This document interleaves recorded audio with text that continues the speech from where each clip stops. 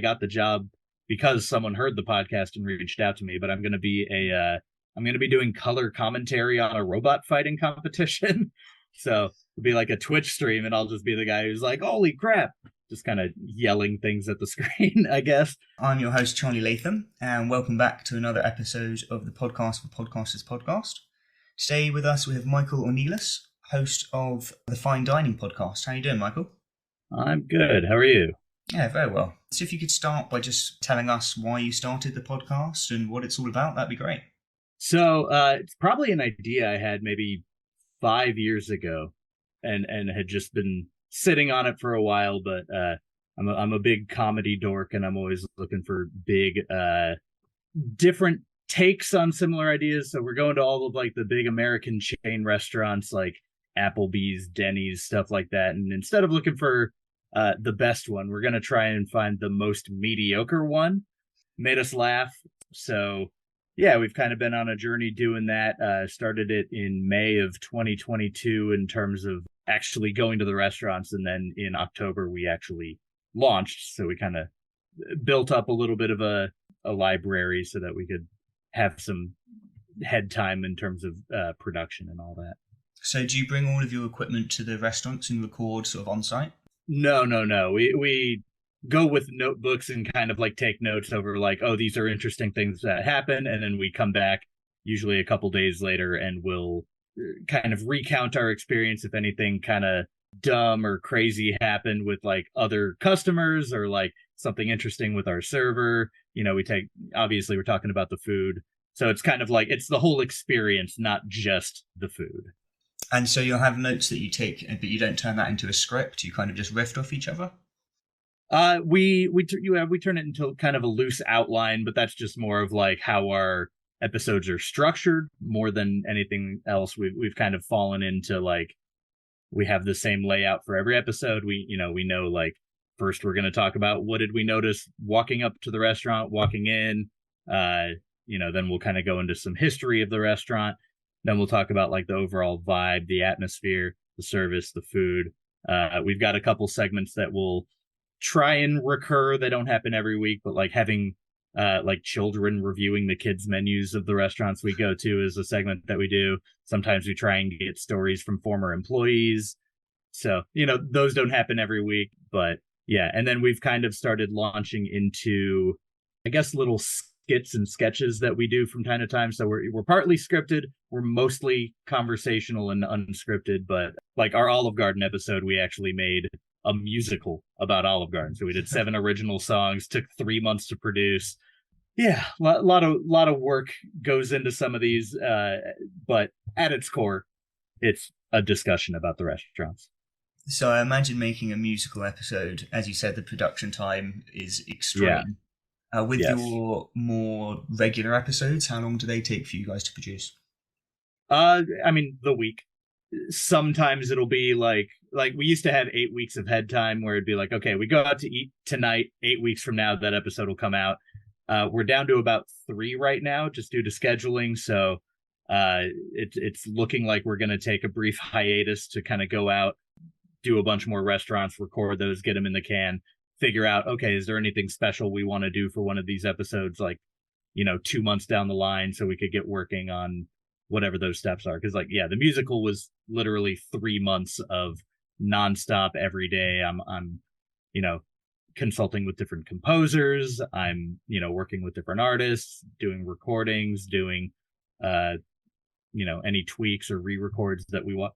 So yeah, I don't know. It really depends from episode to episode, but most episodes we can, record and have an idea of what's going to be entailed, and then the week that episode's coming out, I'll edit it together. And if there's a couple little some of the segments I find in editing, one of us will say something where my co-host will phrase something a certain way, and I'll be like, oh, why do you sound like you're talking like a perfume commercial? And then I'll be like, okay, well, I said that not having that in mind, but let's see what it's like. And I'll go like write out the perfume commercial, cast someone who I've got a couple actors that I kind of go back to from time to time for their voice acting, and I'll be like, hey, can you get this done by Saturday? Here's the script, and they'll send me something. I'll cut it together. So you mentioned you worked with some voice actors, some composers. How did you connect with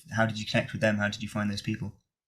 They're all people I know. I used to have a musical background. I used to study orchestral percussion, and through kind of that, it was a lifetime ago. I was 19 years old, but I was at a conservatory in New York City, and kind of very seriously pursuing it. But like, I don't know, when you're doing that, you meet a lot of people who have that in their wheelhouse. So it's just a matter of keeping in touch and connecting, and calling upon them, and we're paying everyone, so it's not like I'm just like hitting people up being like, hey, haven't talked to you in 15 years, can you do this thing for me for free?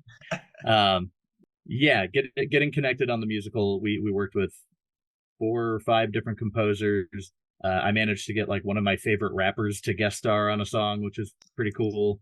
I don't know, but it was 3 months of just nonstop, like, okay, we have 7 song ideas, how do we actually make these happen? Wow, that's crazy. What was the most mediocre restaurant you found, or one that was sufficiently average? So we have those like corny wall decorations you find at chain restaurants like this. We've actually commissioned, because we do eventually want to be a video podcast. We commissioned this big board that's basically like a hybrid of all of those wall tchotchkes. It's got like a boomerang, a surfboard, all sorts of weird stuff on it. I'll send you a picture if you want. Called the Tchotchke of Mediocrity, and it's basically our big running tally of all the places we've been. We've got a big, lit up 5.0 in the middle that's like 5 out of 10, what we're looking for. Currently, Waffle House has a 5.06, so that's the closest to center we've found. So you're just an audio podcast at the moment. What's stopping you from going video?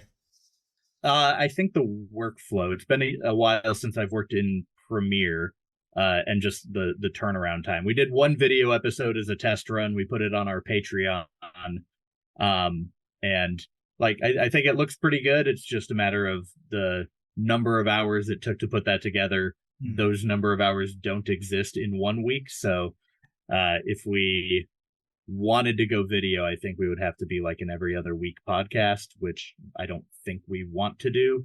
So we'll continue to work at it and see what it can be like to transition to video, but that is the final intent. So did you anticipate that the episodes were going to take you as long as they have, or was that a bit unexpected?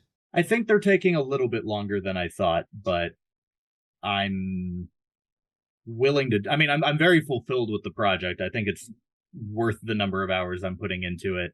There are definitely weeks where the episodes don't take as long to edit together and produce, but I don't know. So sometimes I'm a little over ambitious and don't want to release an episode that's just a conversation between me and my co-host, because I usually want to do like little fun bits and sketches, and like I've got a character that I play who's our recurring sponsor, and he's always like doing little segments, but like I don't know, not being able to like produce more scripted stuff is that would hurt me. That I have a background in comedy and all that, so I want to kind of put that training to use and mix the scripted with the unscripted.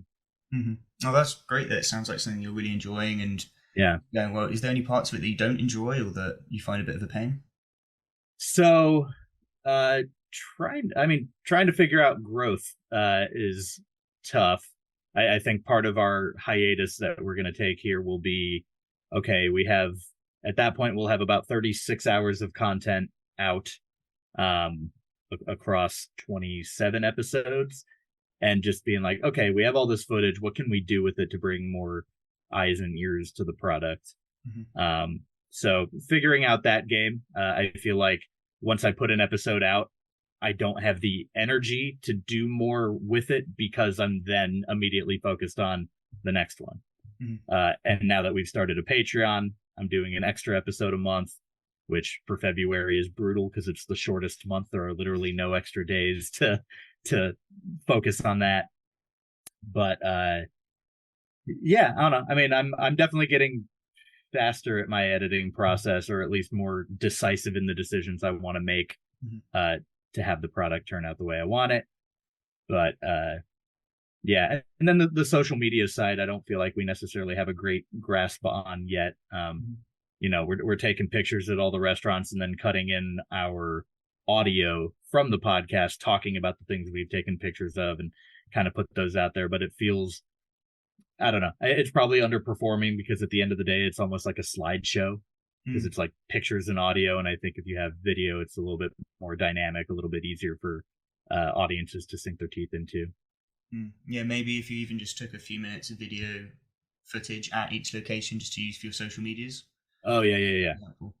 Is there any other promotion that you're doing outside of those posts on socials, or is that the main kind of form of promotion that you're following?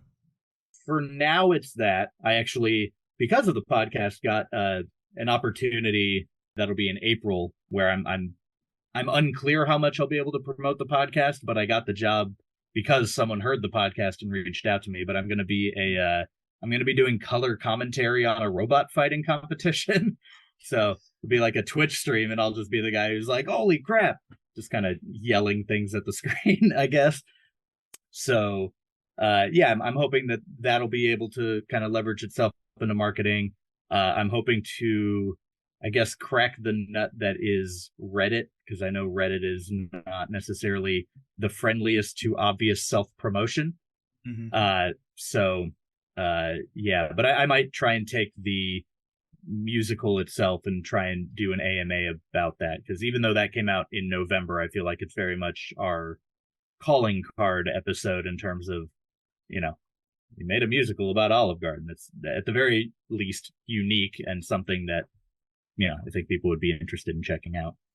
Especially on the musical subreddit, or I don't know if there's an Olive Garden subreddit, but actually they had on the show, the host of Ninja News Japan was talking about how he used Reddit for his promotions, and how if you can find a subreddit that's already focused on your topic, that audience is already invested in what you're making. Yeah.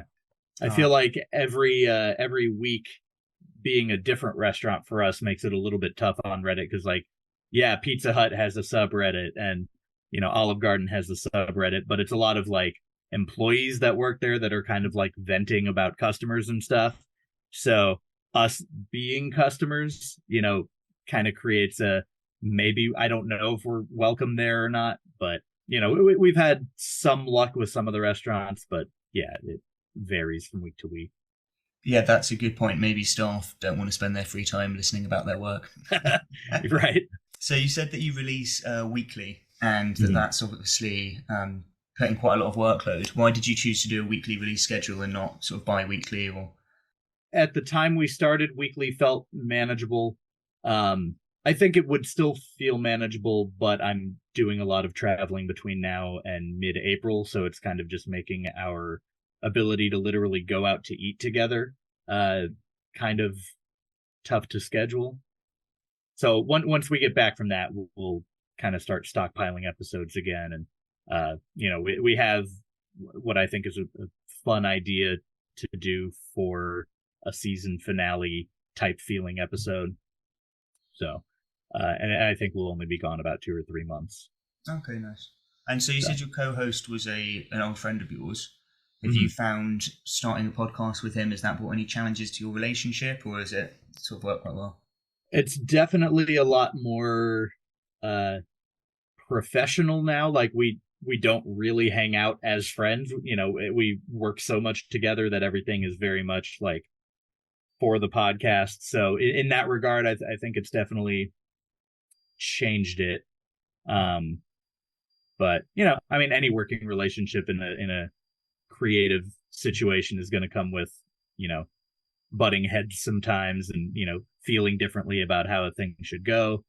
But overall, I think it's good, and I think the product has gotten to a place where we're in a groove. We're very comfortable recording together, so in that regard, I'm happy with the route that it has gone.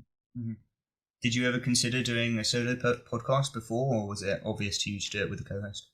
No, I don't know. I never listened to solo podcasts. So it's one of those things where you make what you would want to consume. And I feel like we're doing that. Like I'm obviously very biased, but I would call my podcast my favorite podcast because it is literally, if I could design a podcast, it's what it would be. So it caters for me, caters to me, and hopefully an audience enjoys what our tastes are and also wants to consume that. Yeah, but most of the other podcasts I consume are conversations between friends. And have you found that the podcast has evolved from the first episode to where it is now? Have you changed anything or found anything works or didn't work that you thought might be working? I think our format has definitely tightened up a little bit.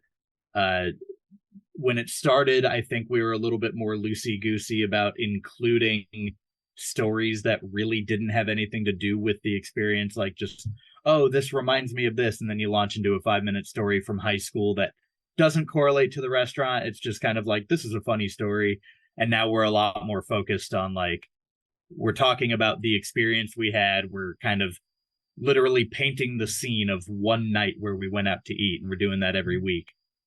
So yeah, I would just say it's more focused at this point. Yeah, it's very important to stay on topic, and I imagine when you're with an old friend, it must be so hard to not go back to old memories. Yeah. Which, even though he's a close friend, he's not really an old friend. I've probably known him maybe 4 years. So yeah, we don't go like super far back, but we both grew up with an affinity for kind of this middle tier of restaurants. So just before I always like to end the interviews with, if you have any tips for someone who's just starting out a podcast or thinking of starting a podcast, anything that you'd like to give them advice on, sort of start their journey that maybe you didn't know when you started out. Don't bite off more than you can chew. I definitely, in some regards, feel like I have, where there are like the musical is something I will never do something like that again, but it's out there now, and like, but man, the amount of stress that it took to like do that while also focusing on like, well, we have other weekly episodes to produce and keep doing on top of that. Definitely give yourself a test run in terms of your editing workflow and figure out I would say figure out your template early. Even from like, what transition sound effects do you use for stuff? What music do you use? It's a lot of stuff you don't really think about until you're doing it. So I would just say try and have a good look at what the big picture entails and decide if that's for you. I have to ask, with the musical episode, did you see that got a different amount of engagement from your other episodes? Or? Yeah, we promoted it more heavily, but it's our second highest viewed episode, and it's within like a dozen of our highest listened episodes. So it's catching up. It's close. And what was your most viewed episode? We did it was for the old spaghetti factory, and we interviewed a ghost hunter because the one that we went to ended up actually being haunted. So I know like ghost podcasts tend to perform well, and it was in our launch batch. We launched with 3 episodes, and it was just called The Haunting of the Old Spaghetti Factory, and I think that just caught people's eyes. So that one, I believe, is still our number one, if it's not the musical has ever taken it. It's been a little bit since I've checked. Okay, great. And then if you just want to end off by letting everyone know how they can find you and your show, that'd be great. So we are at Fine Dining Podcast on TikTok and Instagram. We're on Patreon. You can find us on pretty much every podcast platform by just searching Fine Dining, or Fine Dining, the search for the most mediocre restaurant in America. Yeah, give us a listen. I think we're a lot of fun, and we actually when does this come out? This will probably come out in the end of March. End of March. Okay. Month or so. Okay. So yeah, about a month ago, we released an episode that was kind of looking back at our scoreboard. So it's a great place to jump in and be like, okay, we're 20 episodes in. Where does everything rank relative to one another?